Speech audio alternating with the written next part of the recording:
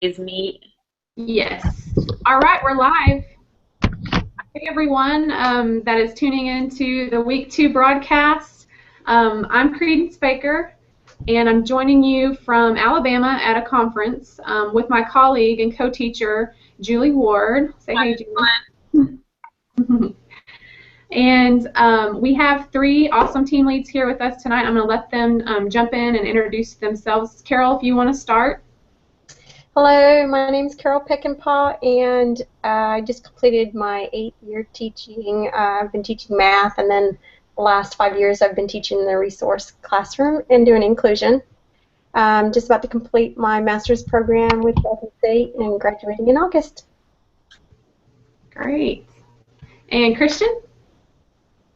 Give a shout out to my team creators out there. You know who you are. My name is Christian, parent educator. Been at the Fort Worth Independent School District for almost 8 years now. Be graduating hopefully in August once I get this done. Yay! And Kayla? Hi, I'm Kayla Kabitsa. I work for Waco ISD. I'm an instructional specialist. This is my first year out of the classroom, so it's been an adjustment, but we're getting there. I'm enjoying my job. I'm finishing up my master's. I'll graduate in August. I'm pretty excited about that. And quick shout out to my collaborators. Woohoo!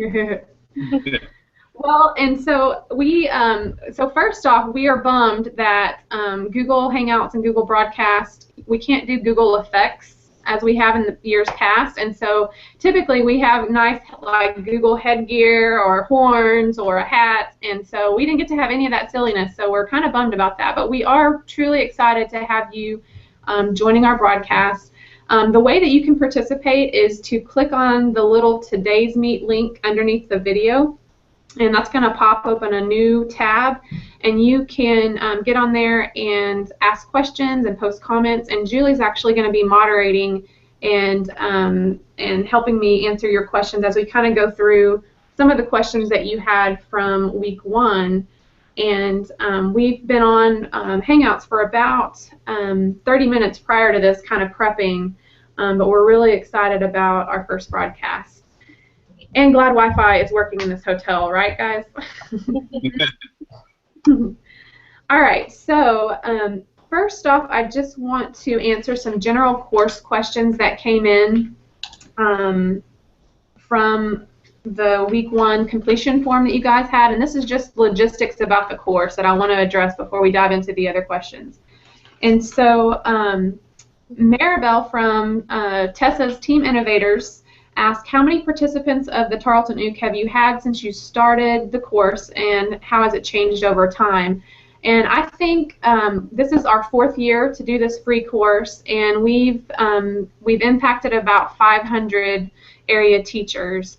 Some of who use this course for graduate credit, but others who are just doing it for CPE credits and to strengthen their technology skills. So it's really rewarding to be part of something like this where we're making an impact regionally on area teachers and therefore their students. So the course has definitely changed since I first taught it very blindly, honestly. The first year that I taught, I wasn't sure what I was doing, and I didn't have a lot of these collaboration opportunities built in. I kind of added them as I went.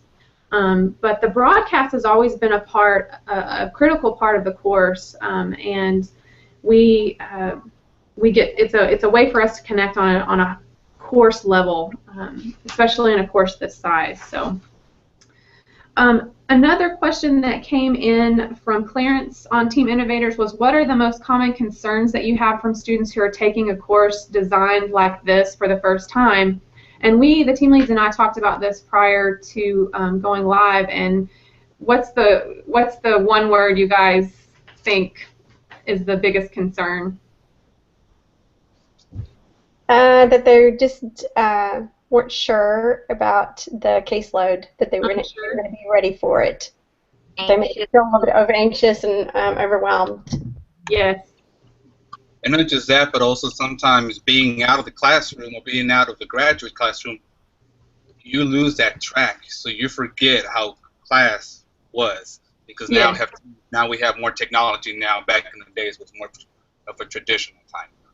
Yeah. And those that hadn't been in the school in class for many, many years, like myself, weren't sure about our own skills as far as understanding the technology we were going to need to use just to be able to manage the class, our own personal knowledge of technology. So it's really frightening there. Agreed. That's some of the same things I hear. It's overwhelming. It's frightening. It's what applies to me. But what I'll tell you is we really are going to try to walk you through step by step every tool, every theory. And I think the structure of this course is really a good one because you have a team lead that you can reach out to who has been through this course and been through the graduate program and is really your lifeline. And of course, Julie and I are as well. We're here for you. And we have all these opportunities for you to connect with us and with other participants. And if you take advantage of it, it can be very, very powerful for you as a learning experience. And that kind of takes me to the final question from Teresa on Christian on your team, creators. She said, can you share what I should be learning from the Moonwalking Bear activities? It seems overwhelming to learn something without any real guidance on how to get started. And so I'm going to toss this to you team leads because you've had me for 2 years now in the program, and I do Moonwalking Bear in every class. So what would you say there to that? That's a good question, Teresa, because I myself wasn't like, what is moonwalking? Do I have to do it? And what is it? But once you think about it, it's just an experiment. You know, we talked about the tools in the module. Now you have an opportunity to apply it and even use it. So that's why it's the purpose of it. You may not learn how to use the technology itself, but at least you are exploring it. And once you explore it, now you know the mechanism, the components of it. So it is a very, very, very good opportunity for you to use that technology and say, hey, I like it. Hey, I don't like it. So that's what I like about it. Yeah, I agree. I think for me, it was always a chance to go and say, I really don't understand this. I'm not sure how to use it. And then, I could kind of decide, is this something I want to spend more time with, or is this something I don't even think is going to work for me and I don't want to bother with it? And most of the time, after a couple, messing around for a while, I could kind of figure it out. And most of the time, it was something I wanted to go back to. So for me, like Christian said, it was more of an experiment of the tools and getting a chance to actually try it out myself, which I thought was really useful. And so for me, the Moonwalking Bear was I guess a symbol of don't close your eyes because you might miss it. Because I remember the first class, I think you had a video where they were playing basketball and bouncing around, and the Moonwalking Bear came through, and if you didn't watch the video, you would have missed the bear. So it's like, don't miss the track. Go ahead and give it a try. Don't sleep through it. Experiment with it. Don't be afraid if you mess up. Go back and try it again, but just don't sleep through it. Just go forward with it. So I just remember I need to just record that last little snippet and put that as the explanation of what it is, because I do try to explain that Moonwalking Bear is not required. You're not going to get a grade for it. Moonwalking Bear is for you. It's for you to explore your own learning paths and what's applicable to you. But I'm going to take a snippet of this recording afterwards and add it to my future modules because you guys did a good job explaining it. All right, so I want to check in really quickly. Julie, do we have anything? I know we had Dr. Jones. Hey, Dr. Jones. And we had Dominic and Cindy join the Today's Meet Back channel. Have we had anyone else join or ask questions? Meredith and Jazz are also on here, but there's no questions so far. Jazz was excited that you were explaining the Moonwalking Bear opportunities a little more in depth. And Dennis. Yeah, and Natalie's on there now as well. Hey, Natalie. Good to hear from you. Yeah. All right, so let's dive into some more questions from week 1. So there were kind of some themes. I'm not going to be able to address every question, but I did categorize all of your questions, and one of the themes that I saw emerge was evaluating new technology. So when there's a new app or a new tool that comes out every single day, how in the world am I supposed to keep up? How am I supposed to evaluate a tool for effectiveness? I really liked the way that Evan from Cheyenne's Team Connectors asked, How do you evaluate whether an update in technology is actually oriented towards continuous improvement or not? Because why would we do it if it wasn't about better teaching and better learning? And so I want to point you guys to week 2 because I kind of anticipated these questions, and week 2 is all about that. It's about really a focused, strategic way to evaluate and incorporate technology into your teaching. But you know, I think, Carol, it may have been you when we were about to go live who talked about the baby steps, or I think maybe it was Christian. Yeah, it's Christian. So baby steps, right? I mean, no matter what tool, what level. No matter what level of expertise one may have of technology, baby steps is the best way to start. One of my members said that something called person. Uh-oh, we get a little feedback. Can you hear me now? Can you hear me now? Yes. Yeah, all of a sudden we're getting feedback. Let me hang on just a second. I wonder if my video is playing in. No. Okay, is that any better? For now. Okay, good.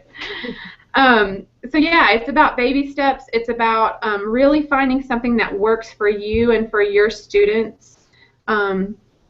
Katie Lynch from Team Collaborate, Kayla from your team Collaborators, wanted to know how can you tell between the trends of the moment and the tools that are actually going to help you, and you know, everything else. What's the criteria that you use? Do you have any advice for her? Well, for me, I always kind of looked at the tools and tried to decide if they added any level of depth or complexity to what we were doing. I didn't want to use something just because it was cute and fun that was just kind of a fluff. So I always tried to only use the things that really enhanced what we were doing, which is hard, but you have to kind of look at it and see in the long run, is this something that's really adding to what we're doing, or is this just something I'm putting in so I can say I'm using technology so I can, you know, maybe spend a little bit more time to get me to recess or whatever it might be. Mm-hmm. So yeah, I always tried to find those that added depth to what we were doing. I agree. Yeah. And then also, you know, tools that basically allow students to create new things. So not be consumers of video, but rather create video. You know, things that let students become the authors and the creators, I think are really powerful tools. So that's another thing to always evaluate, is that you're not doing more work than your students in using the tool, right? I agree. So, yeah. A tool that also promotes active engagement and collaboration, because you have a tool that you just put the kid on the computer and he does the word, you just have them sit in front of the computer. Like right now, we're collaborating, we're communicating live, and that's unique. And I think tools that we should be implementing in classrooms. I agree. Yeah, so all really good criteria to think about. And then again, in week 2, be sure you pay attention to the Soft Chalk module, because it has a lot of really good tips for how to evaluate and then how to implement the tool. And again, it's taking it very slow, but there's a step-by-step process of if you need to learn a new tool, here's how you evaluate it, learn it, implement it, test it, implement it, and then evaluate it again and start over. And so be sure you pay attention to that Soft Chalk. So great questions from Katie and Evan and Anna, all related to that evaluation piece, which is critical.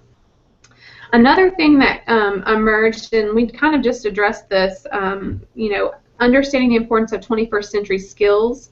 And so if you take anything away from this class, I want it to be not a tool, not that you learned a new tool, but that you learned how important it is to teach 21st century skills to students. So the act of collaborating, no matter what tool you use, if you can teach a kid to collaborate, that's a skill they'll take with them for a lifetime.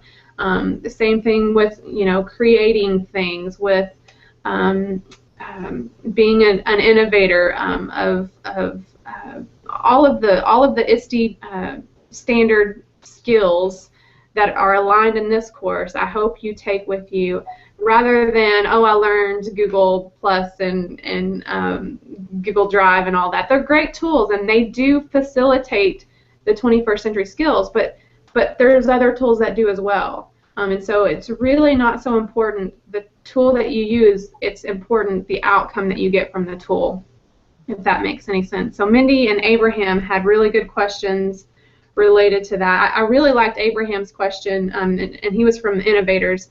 He said, I see so many younger children glued to their iPhones, tablets, and iPads that I wonder how it will affect their social skills. How do we ensure that children are able to carry on a meaningful conversation? And that gets to the heart, I think, of what we would like for you to take from this course, and that is it's not about the technology, it's about the skill. And so I think there's definitely a balance there. What do you guys think? Well, I think with the social skills, if they are using technology such as this one where we actually can see each other and still have live communications, then they can still develop their social skills versus just being on a video game and just pushing the button. And so that's that collaboration again that continues to use their social skills that they're learning in school, which you could use all kinds of different, like you said, there's more than just Google that's out there to be able to collaborate together. But making also movies together and things like that allows them still to work together and do problem solving together. So yeah, this is a great example of being able to still do their social skills this way and kind of get them away from the TV and everything else, but still be able to create and work together to solve problems. And Absolutely. Good deal. Well, so do we have anything on the back channel to check in with? Yes.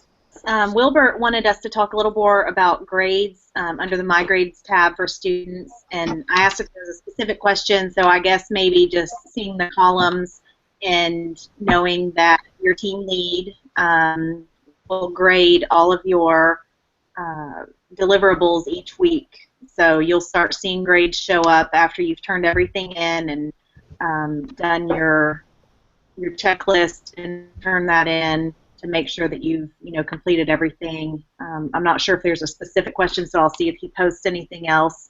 But okay.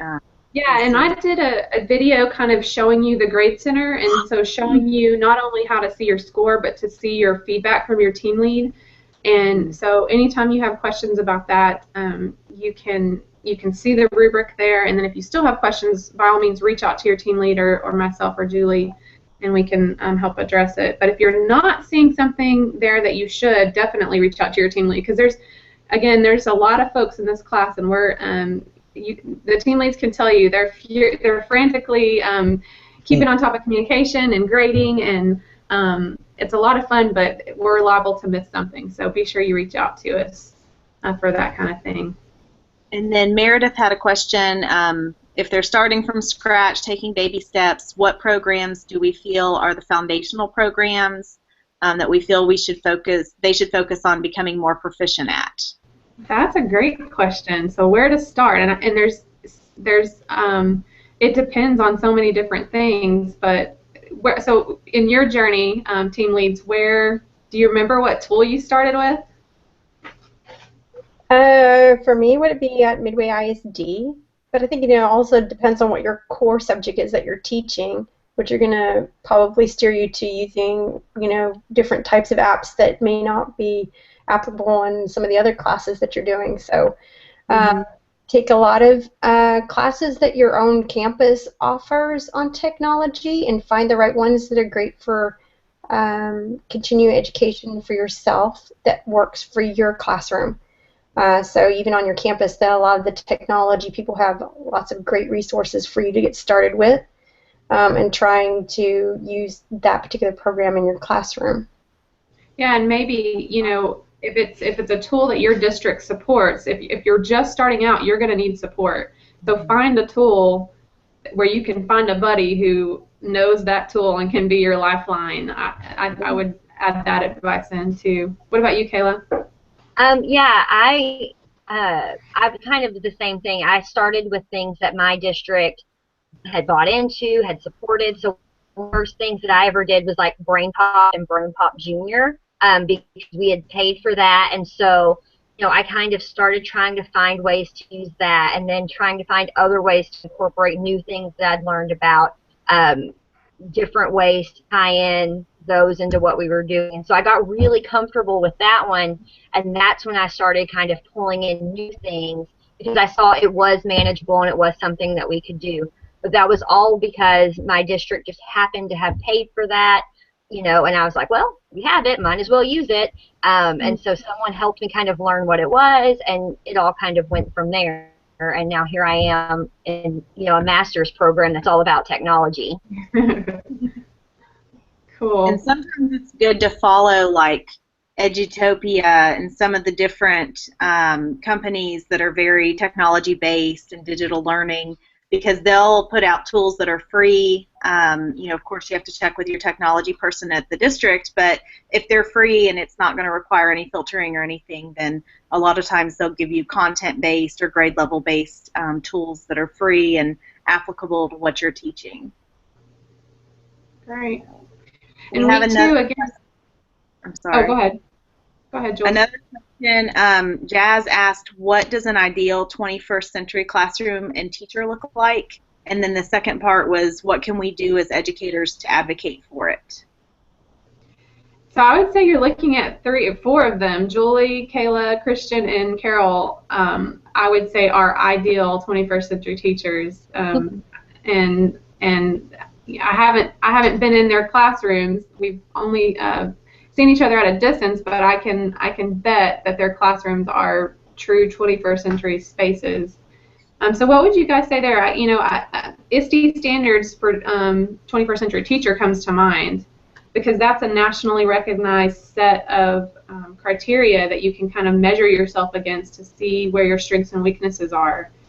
But what would you say? Yeah, flipping the classroom is probably one of the greatest things that's going on. Flipping your classroom? Flipping the classroom so that you spend less time as just being given direct instruction and more as a facilitator.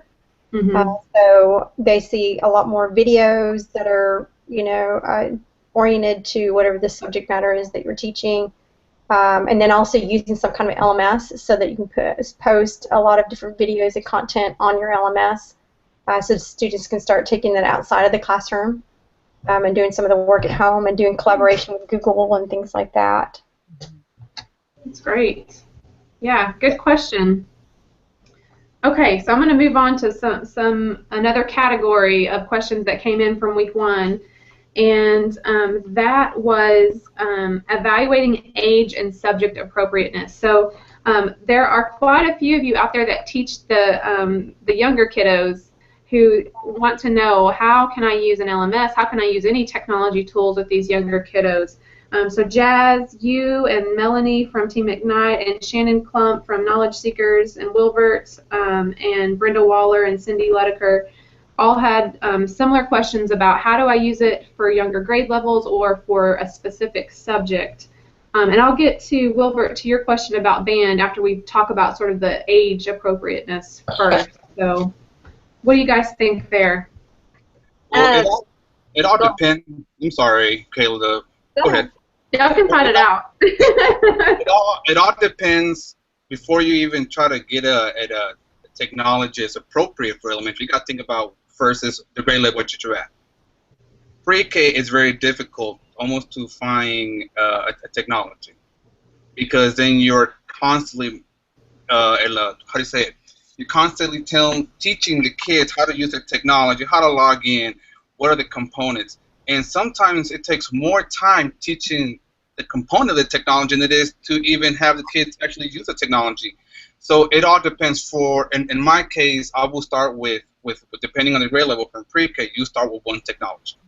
And once you see that the kids have mastered that technology, because it depends on the kids too, they learn technology quick as well. So they're really fast learners. So depending on how fast your kids learn, then you can go ahead and implement another technology. Go ahead and implement another technology but I will recommend maybe 2 to 3 technologies at most at the pre-K level, and as you go up, you can go ahead and add more advanced technology. That's good advice. Kayla, what were you saying? So first, let me say that even though sometimes a pre-K teacher might feel like all they're doing is teaching them how to do something, when they get to kindergarten, those teachers appreciate that they already have a general idea of what they're doing, so that we can move forward. So whenever I taught kindergarten, one of the things that I used was we had Edmodo at our campus, and so I kind of worked very slowly with that, and we began with me modeling how to use it, and we would do it with whole class on the projector, and we would kind of go through some stuff in that together, so they were regularly seeing how to kind of navigate it without knowing that's what they were learning. Then eventually we kind of moved into them logging in on their own, and that took a while, and they had little note cards with their login information, but we cracked it and they learned how to do it. And so once we were comfortable, we kind of moved into, okay, watch the video, because I'd put a video, and it was of a storybook being read. And then the only thing they had to do was, do a poll on whether or not they liked the story. And so slowly we moved toward adding in something else and adding in another piece. By the end of the year, they could pretty much do anything on there that I wanted them to, and we're even asking how to use other things. And so, with the younger ones, it is a process. It takes some time, but doing it, you're doing more than you think it feels like, because believe me, I'm like, oh my gosh, all we ever do is practice how to log in. But when they got to first grade, they had it, and so those first grade teachers were able to add on to that and do even more in-depth stuff with them. Great answers. Thank you guys for weighing in on that. And the conversation will continue, guys, in your Google Plus communities. Let's continue those same conversations, because you're going to learn from each other, tips and tricks for your grade levels and your subject levels. Wilbur, I do want to address your question. You wanted to know about tools available to enhance students in a band class, and I found a great resource that Julie's going to share with you in today's meet, a link to a journal article that I found for you. And then I'm also going to reach out to a colleague at Tarleton that teaches music and see if she's very tech savvy, and see if she has suggestions for you. So wanted to make sure you knew I was addressing your question about music classes. But other questions that came in, and we have 3 minutes left, and this always happens. Time literally flies on these broadcasts. It's like there's not, 30 minutes just flies by. But there were some questions that came in about limited access to technology, and then designing environments that are accommodating to folks with disabilities. And so I wanted to address Amanda from Kayla, from your team, collaborators. What suggestions do you have for classrooms where there's limited technology available? For example, 4 desktop computers to 21 students.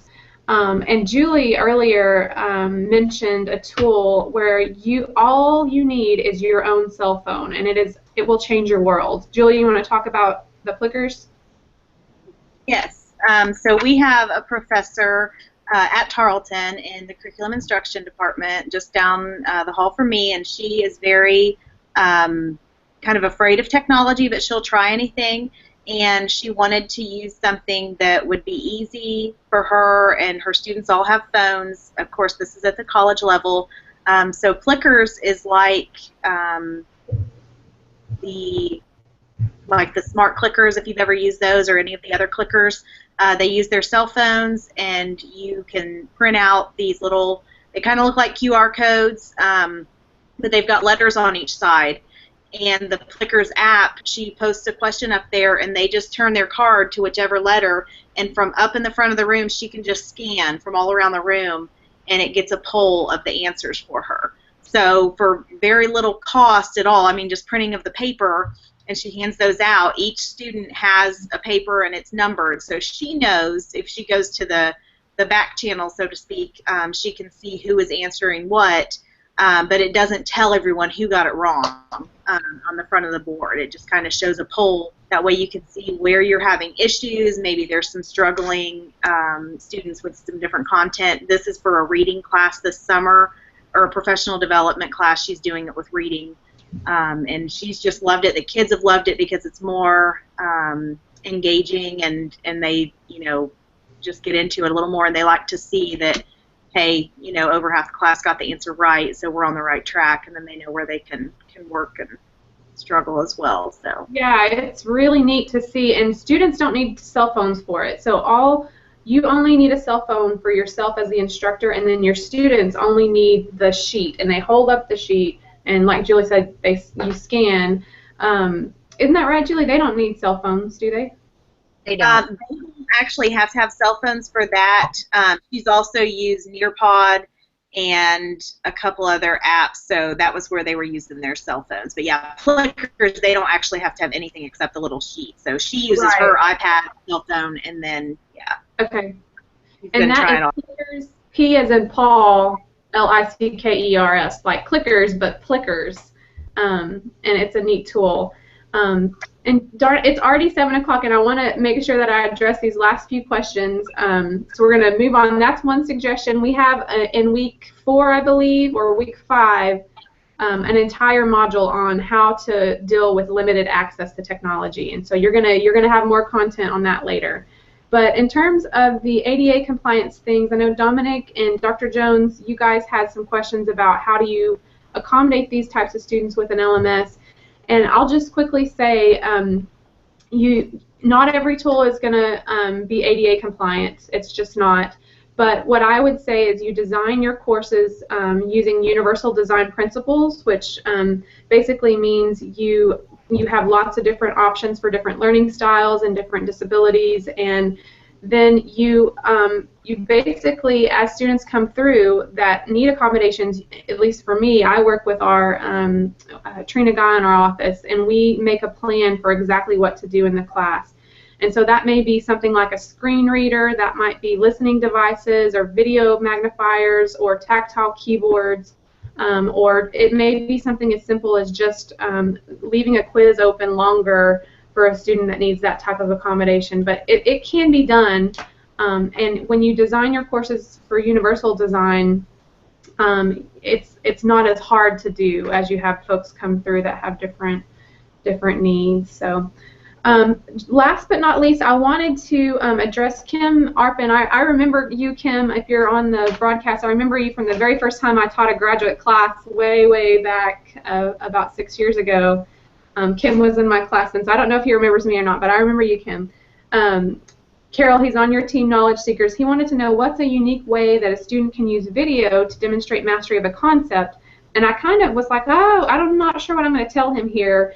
But Julie and I are at a conference here in Alabama, and they showed us a tool today that I thought this is perfect for Kim. So it's called, help me, stop motion video, right, Jules? Stop motion video. And Julie, can you show an example of that really quickly? She and I just did one really fast, and basically it lets you create animation type scenarios. So we did a little animation, and she may not be able to show it if we don't have enough here. And we made this in like just a few minutes. So it's not good. Let me just preface it. And it's kind of not great, but we're going to play it. Oh, that's not it.